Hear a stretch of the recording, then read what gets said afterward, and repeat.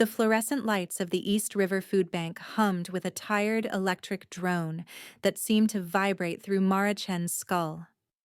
It was 4:47 p.m. on a Friday, 13 minutes before closing, and the line of people waiting for their weekly allocation stretched out the door and around the corner into the November cold.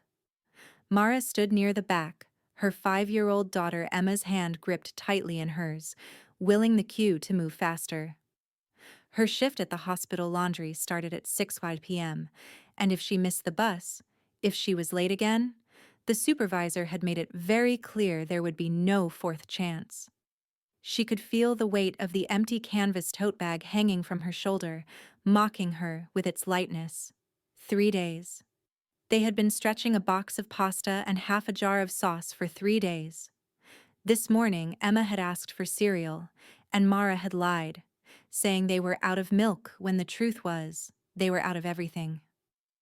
"Mommy, my tummy hurts," Emma whispered, tugging on Mara's coat. The coat was too thin for the season, a spring jacket Mara was forcing to last through winter because the choice had been between a new coat or keeping the heat on for another week. "I know, baby," Mara said, crouching down to Emma's level. She smoothed the dark hair from her daughter's forehead, tucking it behind her ear. Emma's face was pale, her eyes too large in her thin face. "Just a little longer, okay? Then we'll get food and you can have mac and cheese for dinner." If you're enjoying this story so far, don't forget to hit the like button and subscribe. Drop a comment telling me where in the world you're watching from. I love hearing from you. Emma nodded, but her expression was distant, that terrible blankness that children developed when hunger became routine rather than emergency. Mara felt the familiar burn of shame and rage mixing in her chest, a toxic cocktail she swallowed down every day. 2 years. It had been 2 years since Daniel left, walking out with the rent money and her car, leaving nothing but a text message that read, "Can't do this anymore. You'll be fine." She wasn't fine. She had tried. God, she had tried.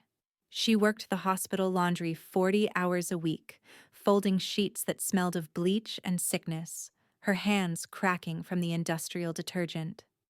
She picked up weekend shifts at a call center when she could find childcare, which was almost never.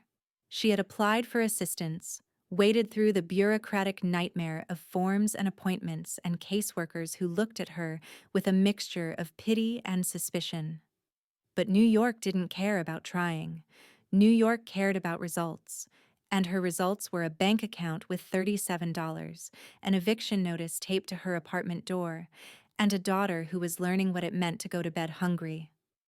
The line moved forward. Mara straightened up, her lower back protesting. She had pulled something last week lifting an industrial dryer basket, but she couldn't afford to take time off. Couldn't afford to see a doctor. She just swallowed ibuprofen and kept moving. "Next," the volunteer called from behind the distribution table. Mara stepped forward, presenting the intake form she had filled out online. The volunteer, a middle-aged woman with kind eyes and a food bank vest, scanned it quickly. "Household of 2, weekly allocation," the woman confirmed, already moving to pack the box. "We have pasta, canned vegetables, peanut butter, bread, some fresh apples that came in this morning." "Thank you," Mara said, her voice tight. She hated this. She hated the gratitude she was expected to perform, hated the way accepting help felt like swallowing glass. "And for the little one," the volunteer added, reaching under the table. She pulled out a small paper bag. "We got a donation of cookies today, homemade by a local bakery. She can have a few." Emma's eyes lit up for the first time all day. "Cookies?"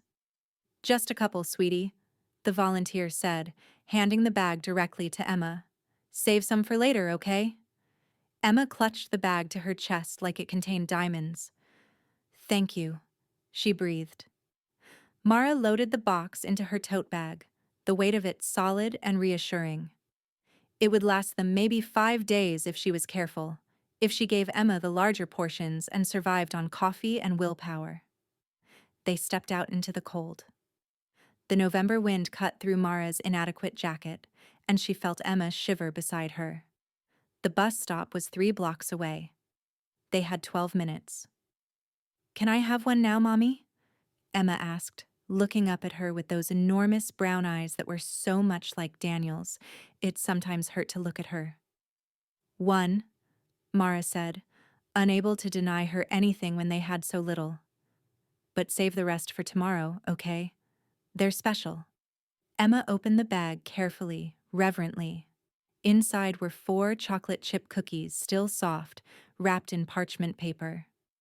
The smell of vanilla and butter wafted out, impossibly luxurious. They walked toward the bus stop, Emma nibbling on her cookie with small, deliberate bites, trying to make it last. Mara adjusted the heavy tote on her shoulder, checking her phone for the time. 7 minutes. They would make it. That was when she saw him. The boy was sitting on the concrete steps of a closed storefront, wedged into the corner near a rusted downspout. He was small, maybe 6 or 7, with dark hair that fell into his eyes. He was wearing expensive clothes, a navy pea coat with brass buttons and leather shoes that probably cost more than Mara's monthly rent. But he was alone, and he was crying. Not the loud, attention-seeking cry of a child throwing a tantrum, but the quiet, hopeless weeping of someone who had given up on being heard.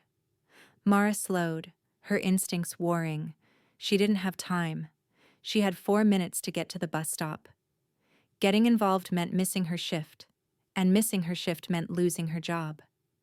But the boy was alone, and it was getting dark. "Mommy, he's sad," Emma said, stopping completely.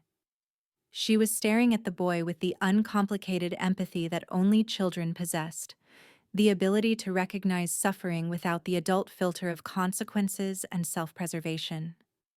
"I know, baby," Mara said. She looked around. The street was emptying out as businesses closed for the weekend.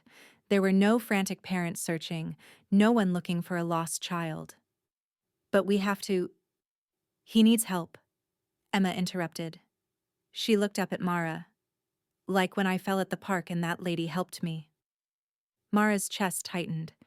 She remembered that day, Emma's scraped knee, the stranger who had given them a Band-Aid and kind words when Mara's own first aid kit was empty.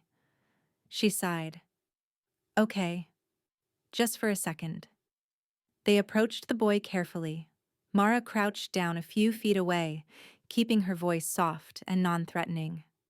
"Hey, sweetheart, are you okay? Are you lost?" The boy's head snapped up.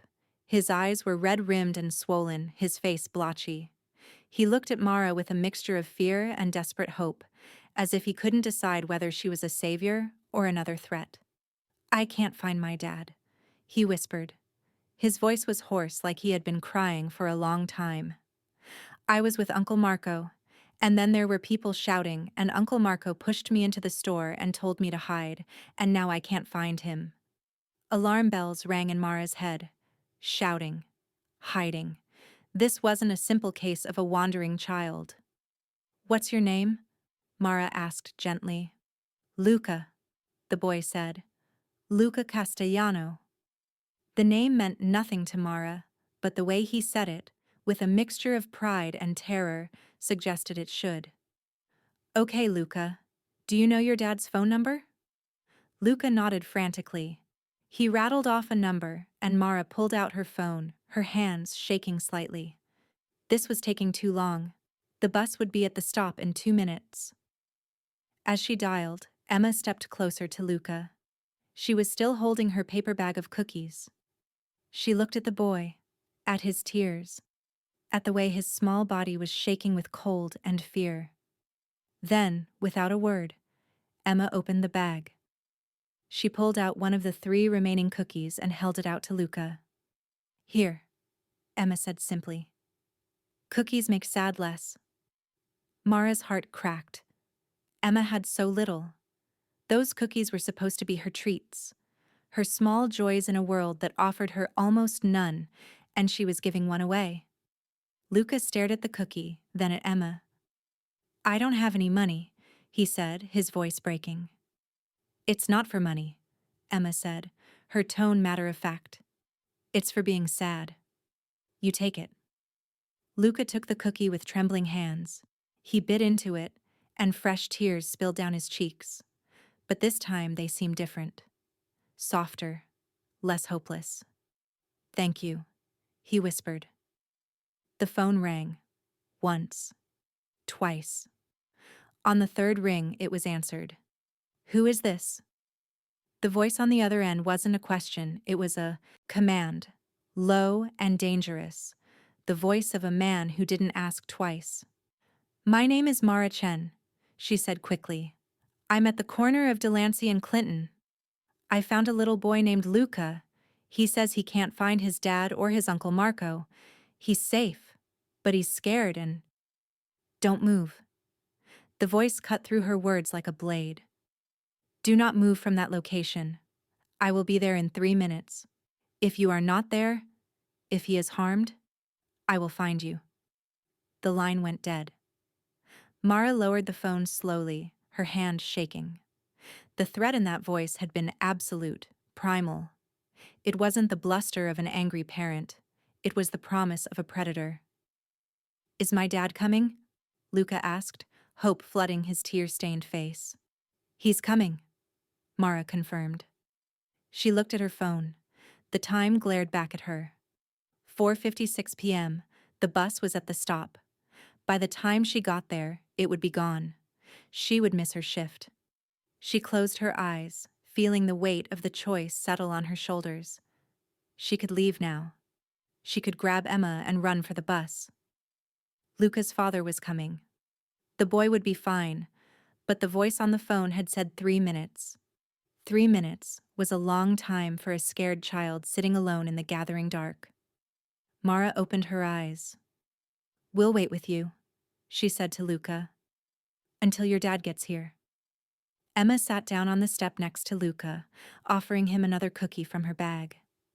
"You can have 2, she said solemnly, "because you were really, really sad." Mara watched her daughter, this small, generous soul who had learned scarcity but somehow hadn't learned cruelty. She sat down on Luca's other side, placing herself between the children and the street. The 3 minutes felt like 3 hours. Then the black SUVs arrived. There were 3 of them, massive and gleaming, appearing around the corner with a speed that suggested they had been breaking every traffic law in the city.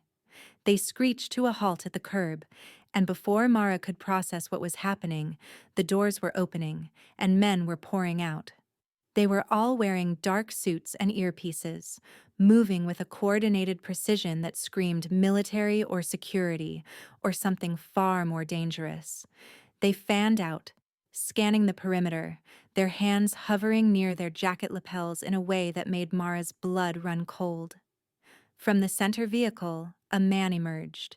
He was tall, well over 6 feet, with broad shoulders encased in a charcoal suit that looked like it had been tailored by someone who charged by the stitch.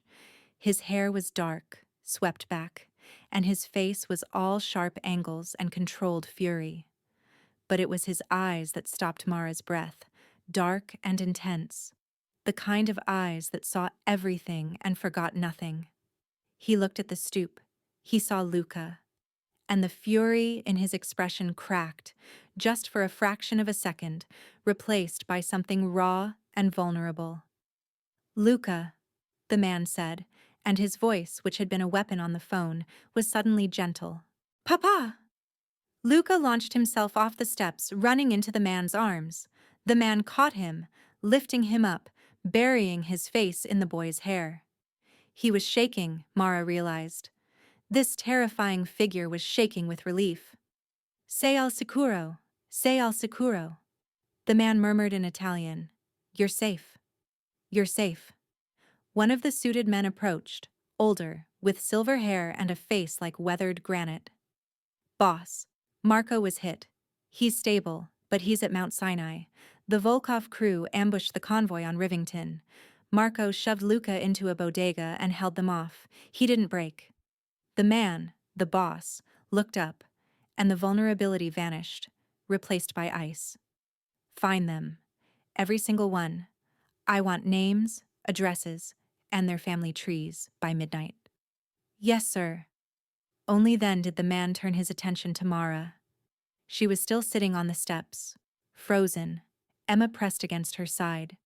His gaze swept over her, clinical and assessing, taking in her too thin jacket, the worn sneakers, the canvas bag stuffed with food bank provisions. He walked toward her, still carrying Luca, who had his face buried in his father's neck. He stopped a few feet away, not crowding her, respecting her space in a way that felt deliberate and practiced. You called me? He said. It wasn't a question. Yes, Mara managed. Her voice came out steadier than she felt. He was crying. He was alone. I couldn't just leave him. The man looked at her for a long moment. Then he looked down at Emma, who was staring up at him with wide, curious eyes, still clutching her paper bag with one remaining cookie. Luca says your daughter gave him cookies, the man said, his voice softer now. She did, Mara confirmed. She has a kind heart. In this city, the man said quietly, kindness is rarer than diamonds. He shifted Luca in his arms, reaching into his jacket pocket. Mara tensed, but he only pulled out a leather wallet. He extracted several bills, hundreds, and held them out to her. For your trouble. And for the cookies. Mara looked at the money. It was more than she made in a week at the hospital. It would cover the rent, the groceries, the heat. She didn't take it. I didn't do it for money, Mara said, echoing Emma's words. I did it because he needed help. The man's eyes narrowed slightly, not in anger but in surprise. People didn't turn down his money. People didn't refuse his gifts. You missed something, he observed, glancing at her phone, which still displayed the time. You were in a hurry. You stayed anyway. I missed my bus, Mara admitted. I'll miss my shift at work. But your son needed someone, and I've been the person who needed help.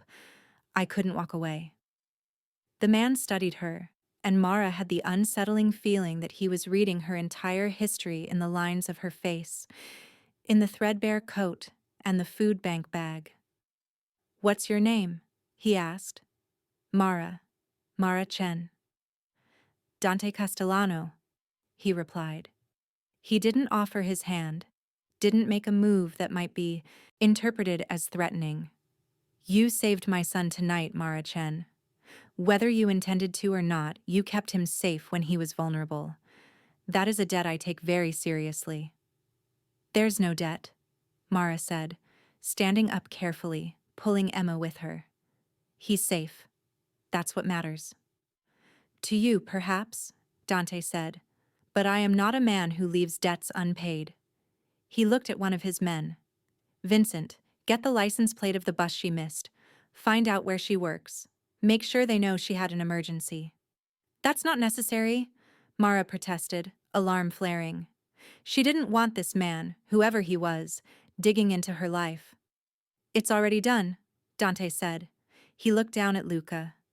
Do you want to thank the little girl? Luca lifted his head from his father's shoulder.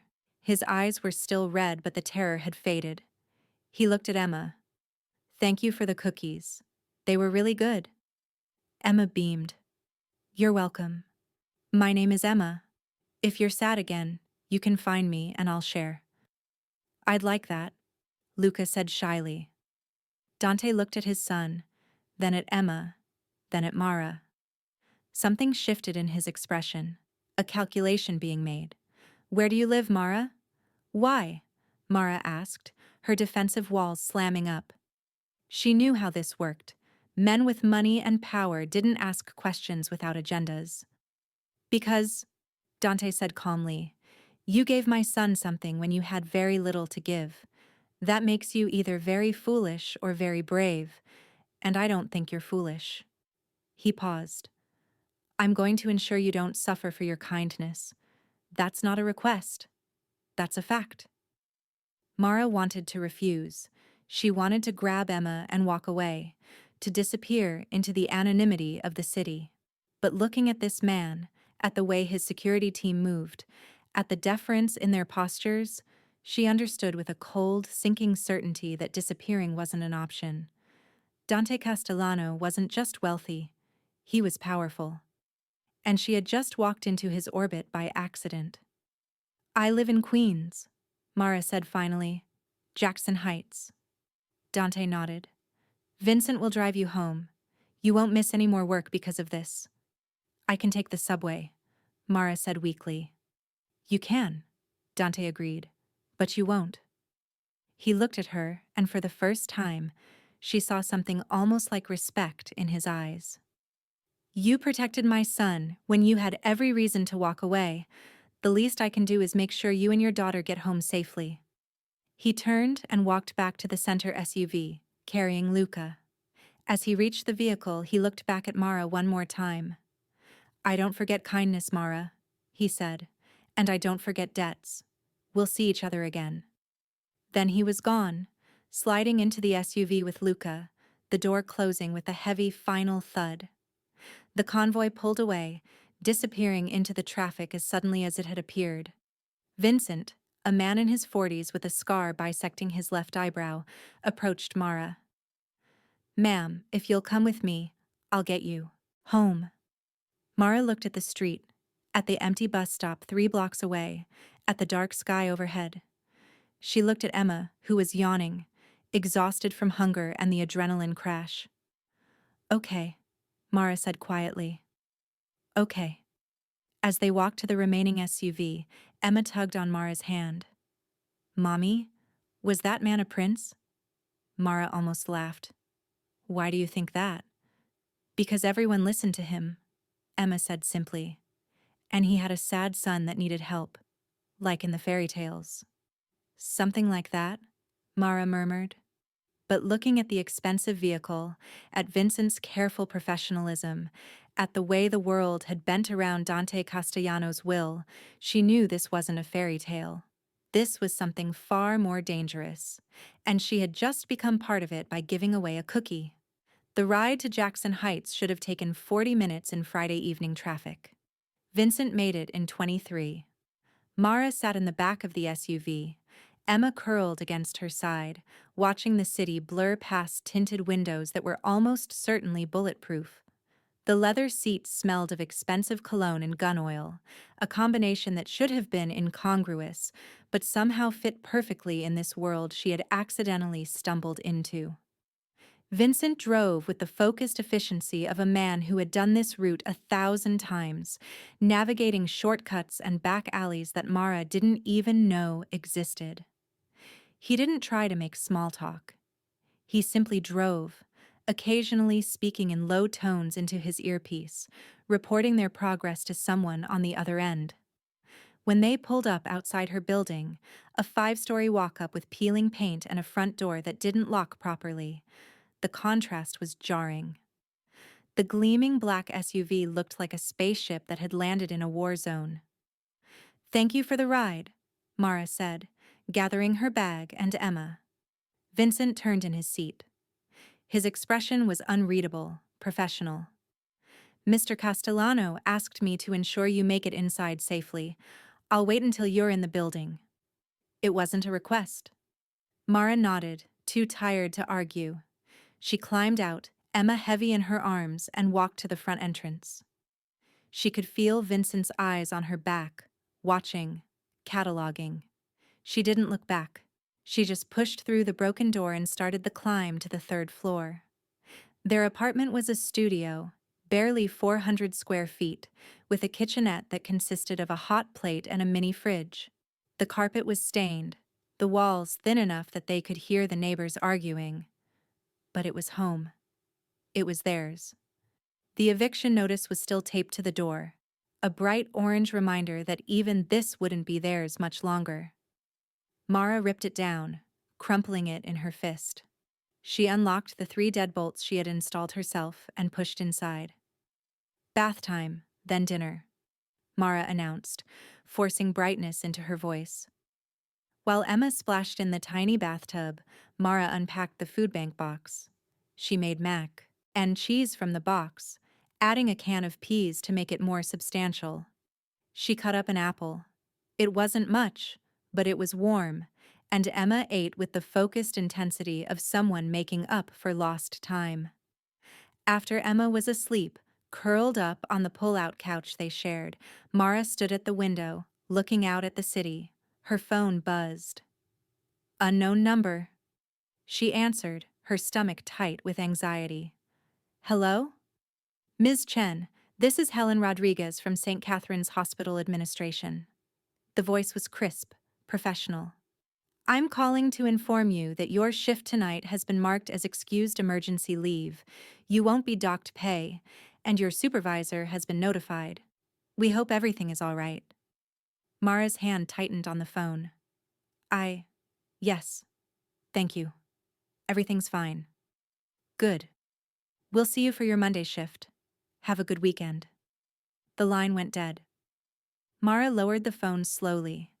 Dante Castellano had made one phone call, and her job was secure.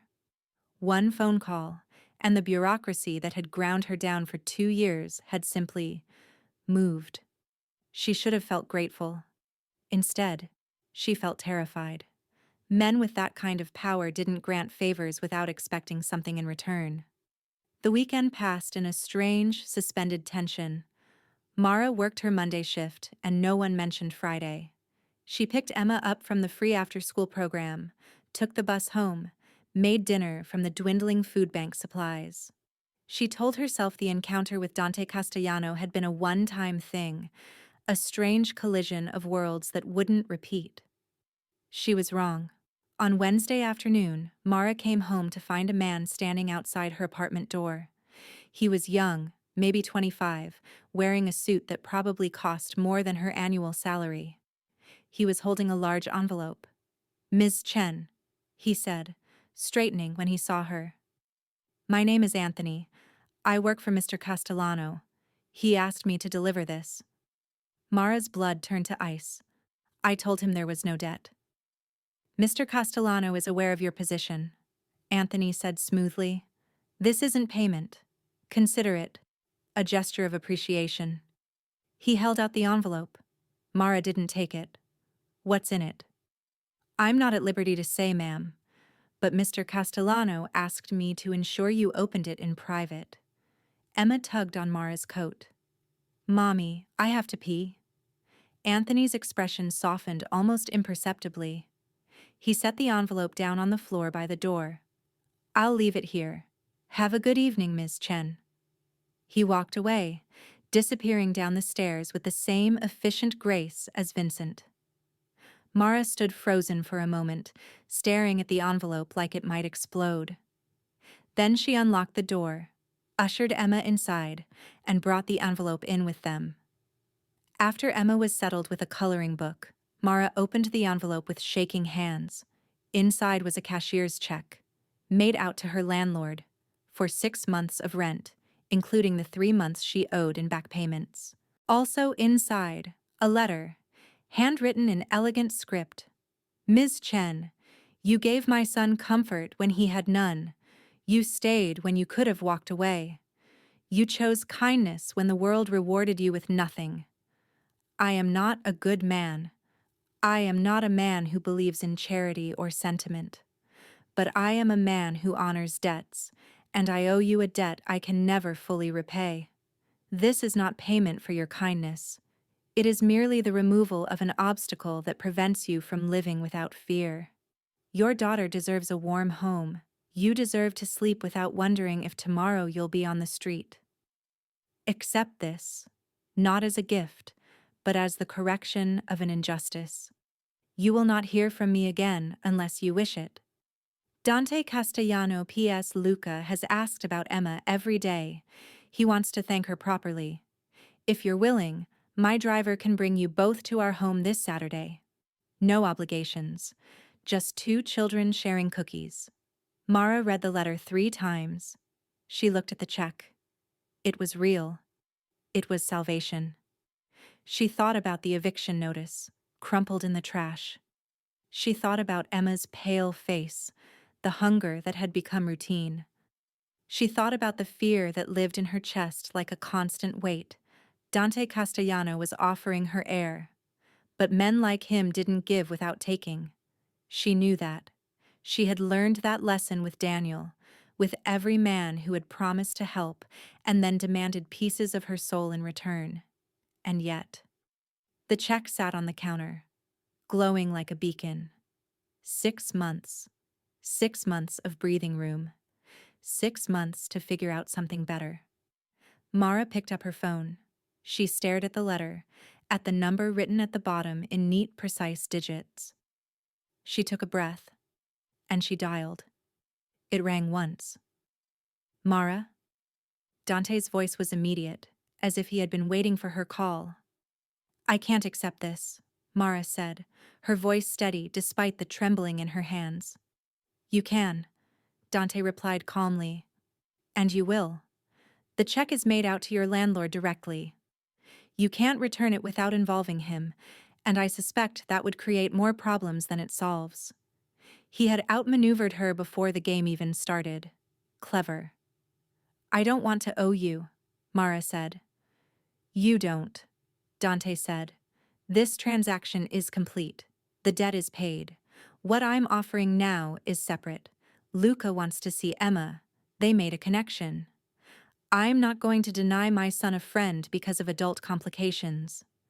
Your son lives in a different world than my daughter, Mara said.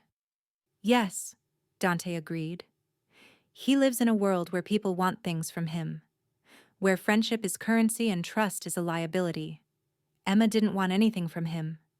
She just saw a sad boy and gave him a cookie. Do you know how rare that is? Mara closed her eyes. She thought of Emma, of her generous heart, of the way she saw the world in simple, uncomplicated terms. If I bring her, Mara said carefully, this is about the kids, not about whatever world you operate in. Agreed, Dante said. Vincent will pick you up Saturday at 10. Luca is very excited. I haven't said yes yet. You will, Dante said, and there was warmth in his voice, something almost like amusement. Because you're curious now, and because you want your daughter to have what you couldn't give her this week, a full meal and a moment of joy. I can provide both. He was right. Mara hated that he was right. Saturday at 10, she said quietly. But we leave when I say we leave. Of course, Dante agreed. This is your choice, Mara. Always. The line went dead. Mara looked at the check. Then she looked at Emma, coloring a picture of a princess and a dragon. She had just agreed to walk deeper into the fire. But maybe, just maybe, the dragon would keep them warm instead of burning them alive. Saturday morning dawned cold and clear. Mara dressed Emma in her best outfit, a pink dress that was getting too small, but was still the nicest thing she owned. She braided Emma's hair carefully, trying to make her look presentable for whatever world they were about to enter. Are we going to see Luca? Emma asked, bouncing on her toes. Yes, baby. Is he still sad? I don't know, Mara admitted, but I think seeing you will make him happy. Vincent arrived at exactly 10 a.m., driving a different vehicle this time, a sleek black sedan that was slightly less intimidating than the SUV. He opened the door for them, and Emma scrambled in with the fearless excitement of a child who didn't understand danger. The drive took them out of Queens, across the bridge, and into Manhattan. But they didn't stop in Manhattan. They kept going, heading north, into Westchester County. The houses grew larger. The streets grew quieter. The trees grew thicker. When they finally pulled through a set of iron gates and up a long, winding driveway, Mara's breath caught in her throat. The Castellano estate was not a house. It was a compound, a sprawling stone mansion that looked like it had been transplanted from Tuscany, surrounded by manicured gardens and towering oak trees. There was a fountain in the circular drive, water cascading over marble statues. It was a castle. Emma had been right. Dante Castellano was a prince. Or a king. Vincent opened the door and Mara stepped out, feeling like an imposter in her second-hand coat and worn jeans. Emma, blessedly, had no such reservations.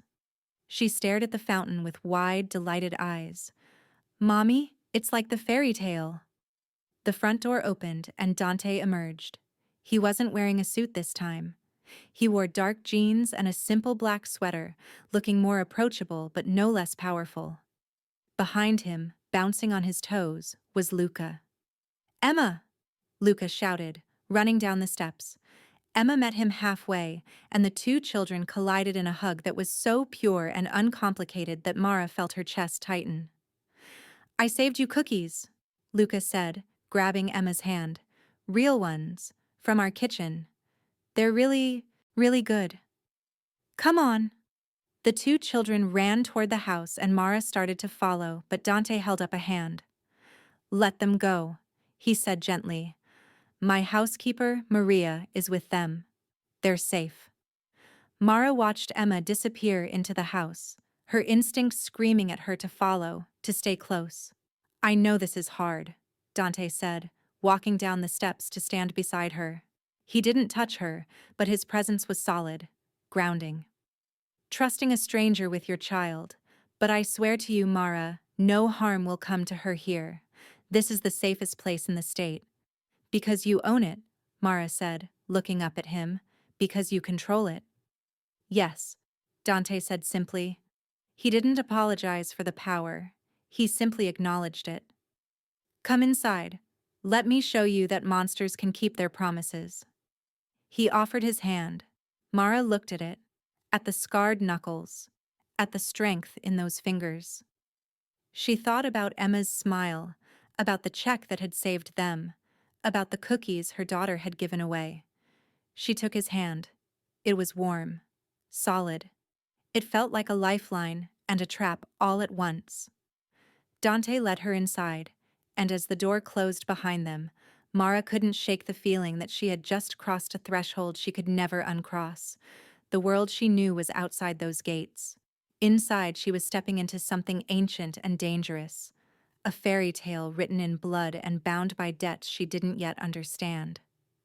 But Emma was laughing somewhere in the house, the sound echoing through the marble halls, and for the first time in 2 years, Mara allowed herself to hope that maybe, just maybe, they had found shelter in the storm. Even if the shelter was built by the thunder itself. The interior of the Castellano estate was a study in contradictions. The architecture was classical, all soaring ceilings and ornate moldings, but the furnishings were modern, clean lines and muted colors. It was a space that managed to be both imposing and, somehow, surprisingly, warm. Maria, the housekeeper, was a woman in her 60s with kind eyes and flour on her apron. She had swept the children off to the kitchen, where the sounds of laughter and the smell of baking cookies now filled the air. Dante led Mara to a sitting room overlooking the gardens. Floor-to-ceiling windows let in the November light, making the space feel airy despite its size. "Coffee? Tea?" Dante asked, gesturing to a tray that had been prepared. "Coffee," Mara said, because she needed something to do with her hands. Dante poured for both of them, his movements precise and practiced. He handed her a cup, and she noticed his hands were steady, controlled. Everything about him was controlled. "You're wondering why," Dante said, sitting down across from her. Not too close, respecting her space. "I'm wondering a lot of things," Mara admitted. She took a sip of the coffee. It was perfect, rich, and smooth, probably more expensive than anything she'd ever tasted. "Ask," Dante said simply.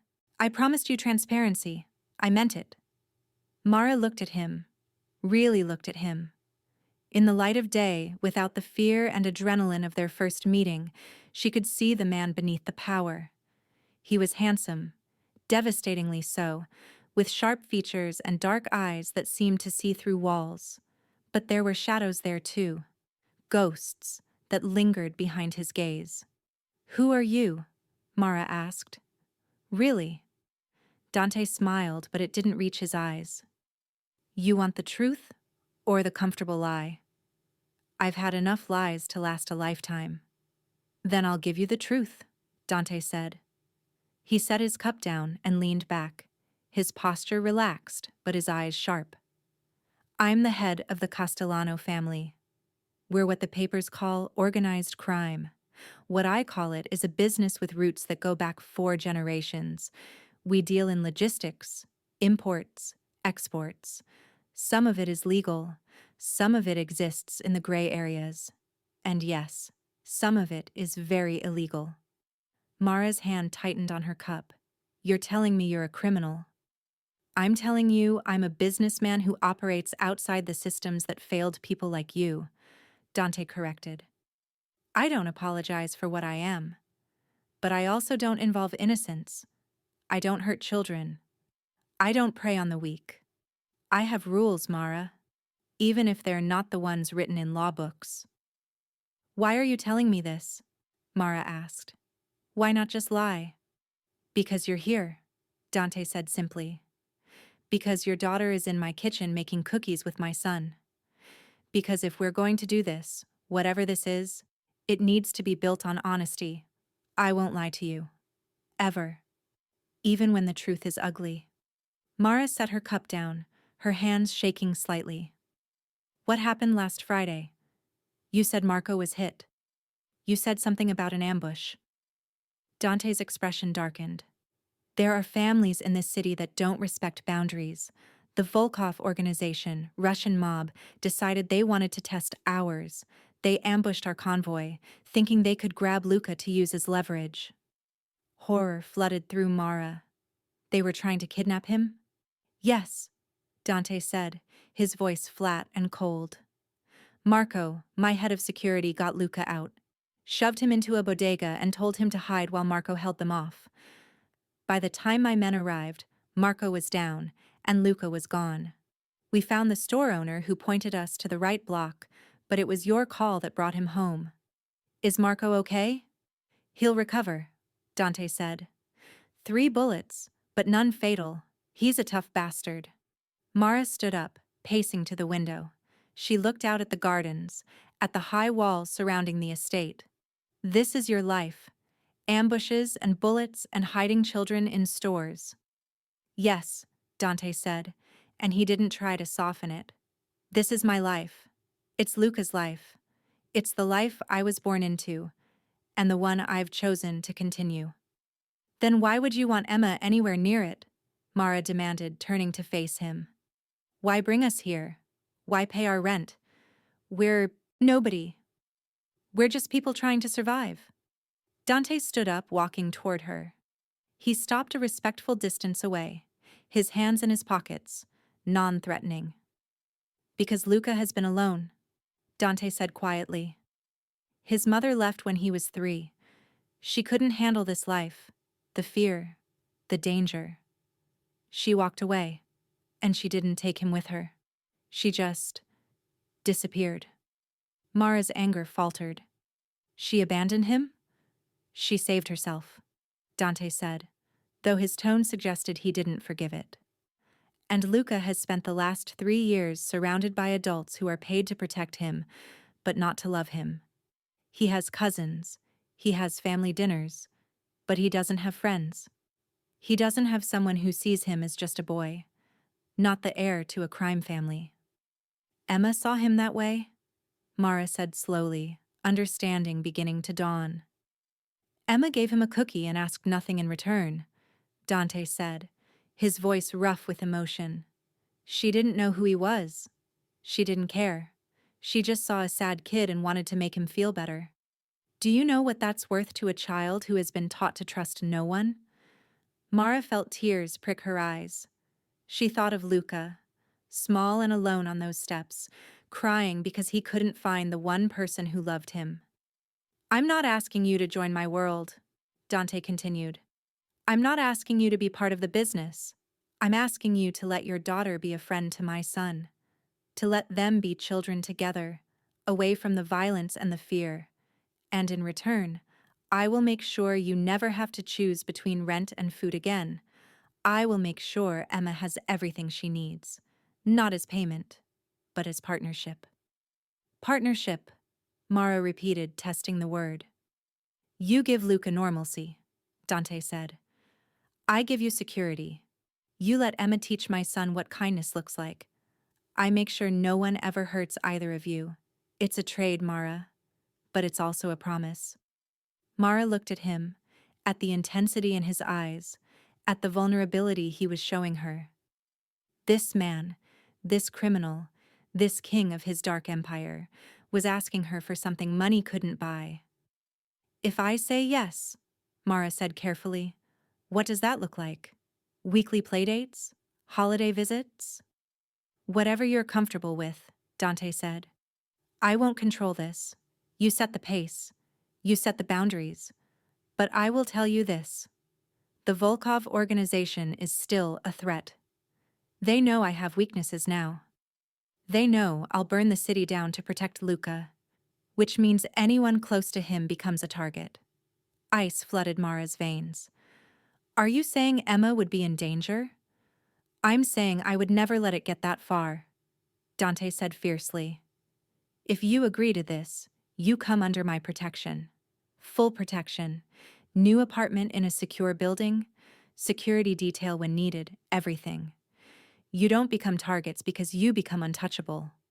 You're offering to trap us in a golden cage, Mara said. I'm offering to give you a fortress, Dante corrected. There's a difference. You can leave any time. But while you're with us, while you're connected to Luca, I will ensure nothing and no one touches you. Mara walked back to the window. She could see Emma and Luca in the garden now, throwing snowballs, laughing, their breath fogging in the cold air. They looked so normal, so happy. She thought about the studio apartment with its broken door. She thought about the food bank lines and the eviction notices. She thought about Emma's pale face, the hunger that had become routine. And she thought about the check that had bought them 6 months of breathing room. Dante Castellano was offering her more than rent. He was offering her a life, a dangerous, complicated, morally ambiguous life, but a life where Emma would never go hungry again. I need guarantees, Mara said, turning to face him. If I do this, I need to know Emma is safe. Always. You have my word, Dante said. And in my world, my word is law. I need to be able to say no, Mara continued. If something feels wrong, if I want out, we leave. No consequences. Agreed. And I need you to promise me that you'll never ask me to do anything illegal. I won't be part of the business. I won't launder money or carry messages or any of that.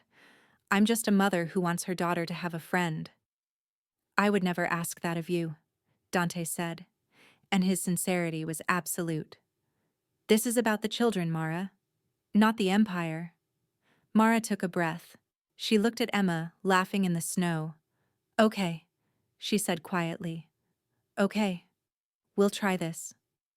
Dante's entire body seemed to relax, as if he had been holding tension she hadn't even noticed. Thank you. Don't thank me yet, Mara said. You're getting a 5-year-old who asks 1,000 questions and has no concept of indoor voices. Dante smiled, and this time it reached his eyes. Luca could use the chaos. This house is too quiet. As if summoned by his words, the door burst open and the children tumbled in, covered in snow and breathless with laughter. Mommy, Luca has a treehouse, Emma announced. Can we see it? Please, please, please. Mara looked at Dante, who nodded. It's heated, and Maria will bring hot chocolate. Okay, Mara said, smiling at her daughter. Show me this treehouse. As they walked through the mansion, the children running ahead, Dante fell into step beside Mara. You made the right choice, he said quietly. I hope so, Mara replied, because if I'm wrong, we both have a lot to lose. Then I'll make sure you're not wrong, Dante promised. And as Mara stepped out into the garden, Watching her daughter climb the stairs to an elaborate treehouse that probably cost more than she'd earn in her lifetime, she realized she had just made a deal with the devil. She just hoped the devil would keep his promises. If you're hooked on this story, make sure to subscribe and turn on notifications so you never miss an upload. Your support means everything and helps me bring you more emotional stories like this one. The treehouse was a marvel of engineering and childhood fantasy. It was built into a massive oak, with multiple levels, rope bridges, and windows that looked out over the estate grounds. Inside, it was warm, heated by small concealed radiators, and decorated with books, toys, and cushions. Maria brought hot chocolate in actual china cups, and cookies that were still warm from the oven. The children sat on the floor, building an elaborate fort out of pillows, while Mara and Dante stood near the windows, watching them. Luca hasn't smiled this much in months, Dante said quietly. Maybe years. Emma hasn't either, Mara admitted. We've been surviving, not living. I forgot what her real laugh sounded like. They stood in comfortable silence for a moment, two parents watching their children find joy in the simplest things. The apartment I mentioned, Dante said, his tone carefully neutral.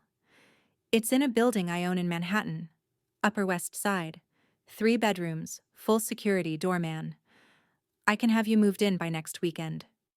Mara's instinct was to refuse, to cling to her independence.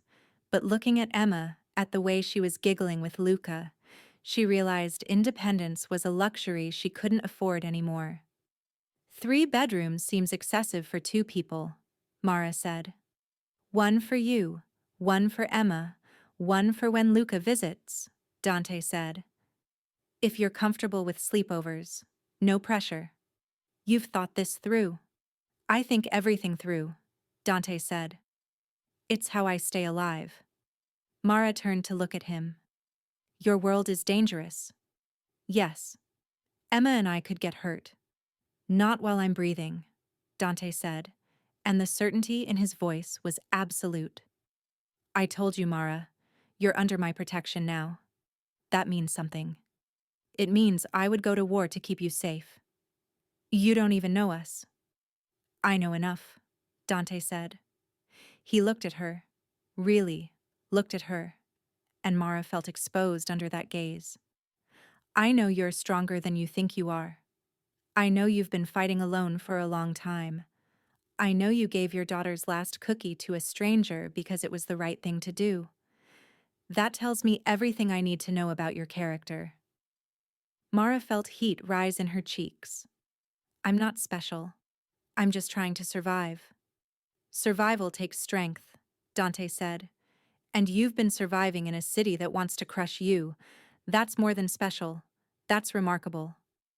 Before Mara could respond, Emma's voice called out, Mommy, look, Luca has a telescope.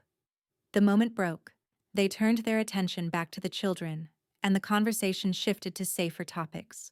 School, favorite foods, bedtimes.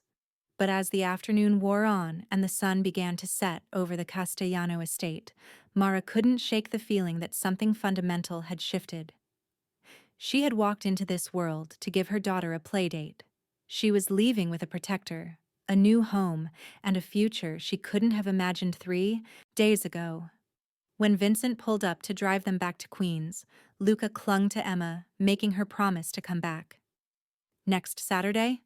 Luca asked, looking at his father hopefully. Dante looked at Mara.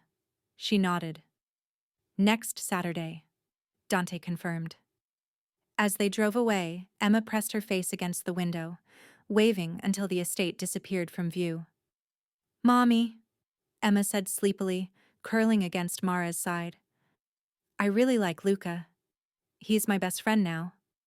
I'm glad, baby, Mara said, stroking her daughter's hair. And his daddy is nice. Not scary like I thought. Mara thought about Dante's eyes, about the controlled violence she had glimpsed beneath the surface, about the power he wielded with such casual precision. He's complicated, Mara said carefully. But he keeps his promises, Emma said, her voice already drowsy. He said we'd be safe, and I believe him. Out of the mouths of babes, Mara looked out the window at the city lights, at the world she had known for so long. That world felt different now, as if she was seeing it through bulletproof glass. She had made her choice. She had accepted Dante Castellano's offer. Now she just had to hope that the protection he promised was stronger than the danger his world would bring, because there was no going back now. The monster had opened his door, and she had walked through it willingly. She just had to trust that the monster would keep his word and guard the threshold instead of devouring her whole. The move happened with a speed that left Mara breathless. 1 week. In 1 week, Dante Castellano had transformed her life so completely that she barely recognized it. The apartment on the Upper West Side wasn't just nice, it was extraordinary. Hardwood floors, tall windows that flooded the space with light, a kitchen with appliances that actually worked. Emma's bedroom had built-in bookshelves and a window seat overlooking Central Park. Mara's room had an ensuite bathroom with a tub deep enough to actually submerge in. The third bedroom, painted a soft sage green, remained empty, waiting. "This is too much," Mara had protested when Dante first showed her the space. "This is adequate," Dante had replied, his tone brooking no argument. "And the building has 24-hour security. Victor at the front desk is one of mine. He'll know everyone who comes and goes." The transition should have felt jarring, but Emma adapted with the resilience of childhood. She loved the doorman who tipped his hat to her every morning. She loved the park across the street. She loved the Saturdays when Vincent would pick them up and take them to the estate, where Luca waited with new games and endless enthusiasm. It was at the estate, during the third Saturday visit, that everything changed. Mara was in the library with Dante while the children played in the garden under Maria's watchful eye. Dante was teaching her chess, a game she'd never learned, and she was discovering she had a knack for strategy. "You're a natural," Dante said, watching her corner his bishop. "You think 3 moves ahead." "Survival skill," Mara said, moving her rook. "When you're poor, you have to plan for every disaster." Dante studied the board, then looked up at her. The intensity in his gaze made her breath catch. "You're not poor anymore, Mara." "I'm dependent on you," she corrected. "That's not the same as being secure." "Is that how you see this?" Dante asked, his voice quiet. "As dependence?" Mara hesitated. The truth was complicated. Yes, she depended on him. For the apartment, for the safety, for the way Emma's face had filled out now that she ate 3 meals a day. But it was more than that. She had come to depend on the conversations, the chess games, the way Dante looked at her like she was more than just a struggling single mother. "I see it as a partnership," Mara said carefully. "Like you said, we both get something we need." "And what do you need, Mara?" Dante asked, leaning forward. The chessboard sat forgotten between them. The question hung in the air, heavy with implication. Mara knew what he was really asking. She could feel the pull between them, the way the space seemed to shrink when they were alone together. "I need," she began. The explosion shattered the windows. The blast came from the front of the estate, a thunderous boom that rattled the walls and sent books tumbling from shelves. Dante was on his feet instantly, moving with a speed that belied his size. He grabbed Mara, pushing her down behind the heavy mahogany desk. "Stay here," he commanded, pulling a gun from somewhere. She hadn't even known he was armed. "Don't move." "The children," Mara gasped, terror flooding her veins. "Marco!" Dante barked into his phone. "Status on the garden now." Mara could hear shouting from outside, the sound of running feet, more explosions in the distance. Her heart was hammering so hard she thought it might burst from her chest. Dante's face had transformed. The gentle man who taught her chess was gone, replaced by something cold and lethal. "They're secure. Maria has them in the safe room. The garden entrance was locked before the blast. Who? Volkov, Dante said, his voice like ice. They're making their move. The library door burst open. Vincent stood there, blood streaming from a cut on his forehead. Boss, they breached the south gate, 6 vehicles. They're coming up the drive. We're engaging, but they brought heavy firepower. Casualties? Dante demanded. 2 of ours down. Marco's holding the main entrance. But boss, Vincent's eyes flicked to Mara. They're asking for the woman and child. They know about them.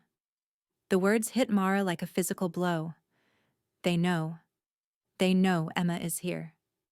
Dante's jaw clenched until she could see the muscle jump. Over my dead body. That's what they're counting on, Vincent said grimly. Gunfire erupted closer now. The staccato rhythm of automatic weapons tore through the afternoon air. Mara clapped her, hands over her ears, her whole body shaking. Get her to the safe room with the children, Dante ordered. Full lockdown protocol. If I fall, you evacuate them through the tunnels. Understood? Boss? That's an order, Vincent. Vincent nodded, moving toward Mara. But she scrambled to her feet, facing Dante. You're not staying here. You're coming with us. I can't, Dante said, and for the first time since she'd met him, she heard something like regret in his voice. If I hide, they'll tear this house apart. They'll find you. The only way to protect you is to stop them here. You'll die, Mara whispered. Dante reached out, cupping her face with one hand. His palm was warm, calloused, steady. I've been dying since the day I was born into this life, but dying to protect you and Luca, that's the first worthwhile thing I've ever done. He kissed her forehead, quick and fierce, then pushed her toward Vincent. Go. Now. Vincent grabbed Mara's arm, pulling her toward a hidden panel in the wall that slid open to reveal a narrow passage. Mara stumbled forward, looking back at Dante. He stood in the center of the library, gun in hand, facing the door. He looked like a king preparing for his last stand. Dante, she called out. He didn't turn around. Keep them safe, Mara, that's all I ask. The panel slid shut, plunging her into darkness. Vincent pulled her through the passages, emergency lights flickering on to illuminate the narrow corridor. They moved fast, his grip on her arm bruising in its urgency. They emerged in the safe room beneath the house. It was a reinforced bunker with steel doors and its own ventilation system. Maria sat in the corner with Luca and Emma, both children wide-eyed and silent with fear. Mommy! Emma cried, launching herself at Mara. Mara caught her, holding her tight, pressing kisses to her hair. I'm here, baby, I'm here. Luca was crying silently, his small body shaking. Is Papa coming? Vincent knelt before the boy. Your Papa is protecting us. He's the strongest man I know. He'll come. The words sounded like a prayer. Above them, the battle raged. They could hear it even through the reinforced walls. Explosions, gunfire, shouting. Mara held Emma and pulled Luca close, creating a shield with her body. The minutes stretched into hours. Or maybe it was only minutes that felt like hours. Time became meaningless in the artificial light of the bunker. Then, silence. The sudden absence of sound was more terrifying than the noise had been. Vincent moved to the door, his weapon drawn. Stay back, he warned. The steel door groaned. Someone was opening it from the outside. Mara held the children tighter, ready to fight with her bare hands if necessary. If they were coming for Emma, they'd have to go through her first. The door swung open. Dante stood there. He was covered in blood, his shirt torn, a gash across his cheek. His eyes were wild, feral, but when they landed on Luca and Mara, something in them softened. Papa? Luca tore away from Mara and ran to his father. Dante caught him, wincing. He was hurt, Mara realized, hurt badly, but he held his son like he would never let go. I'm here. You're safe. The Volkovs? Vincent asked. Dead or scattered, Dante said, his voice rough. We took heavy casualties, but we held. Marco needs medical. So do I. Probably. He looked at Mara over Luca's head. His eyes held a question she didn't fully understand. Emma's okay, Mara said, answering what she thought he was asking.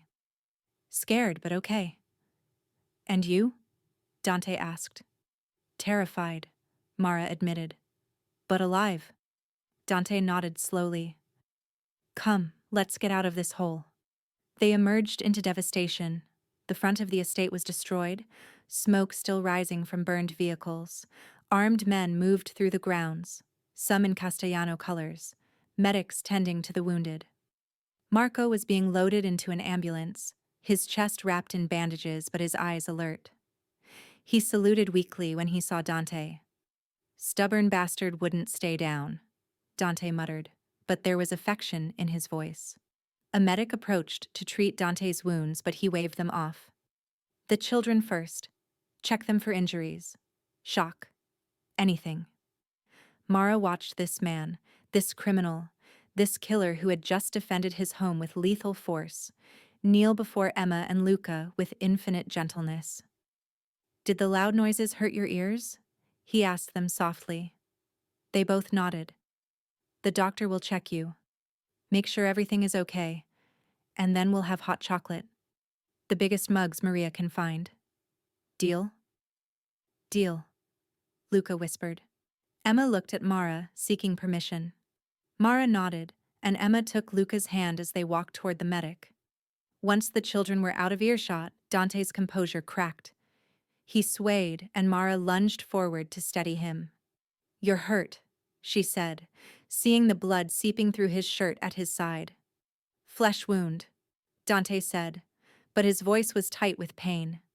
Sit down before you fall down, Mara ordered, using the same tone she used when Emma was being stubborn.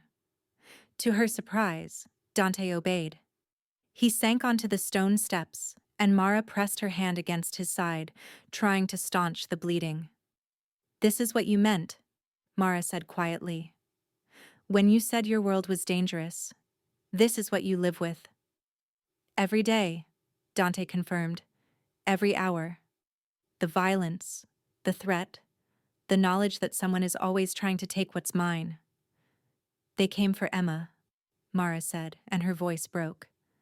They came for my daughter because of me, because I brought her into your life. They came for her because I care about her, Dante corrected. Because I care about you. That's the currency in my world, Mara. Love is a weakness they can exploit.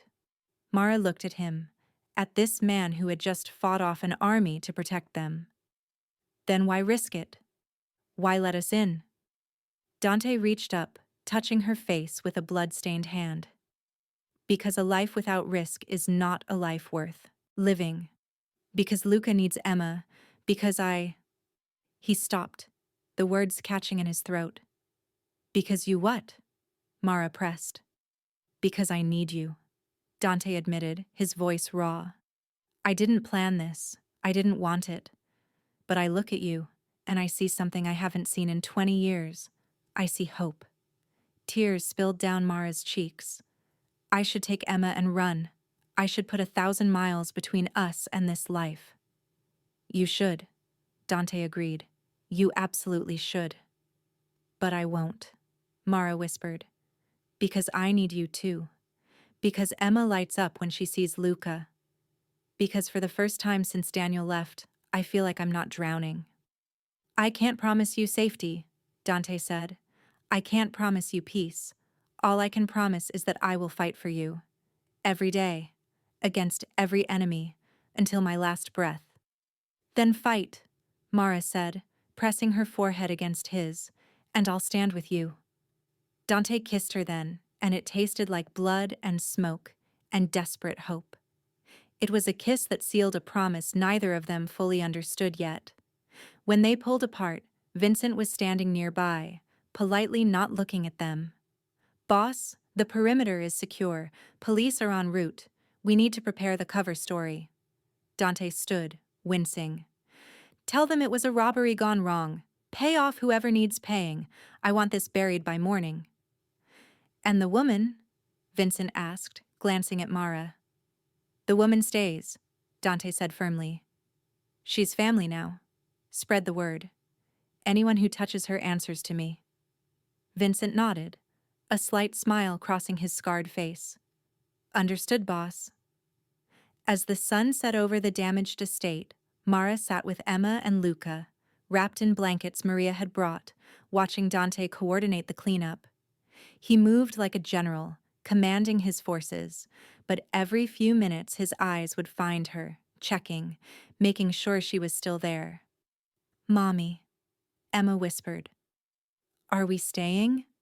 Mara looked at her daughter, then at Luca, then at Dante.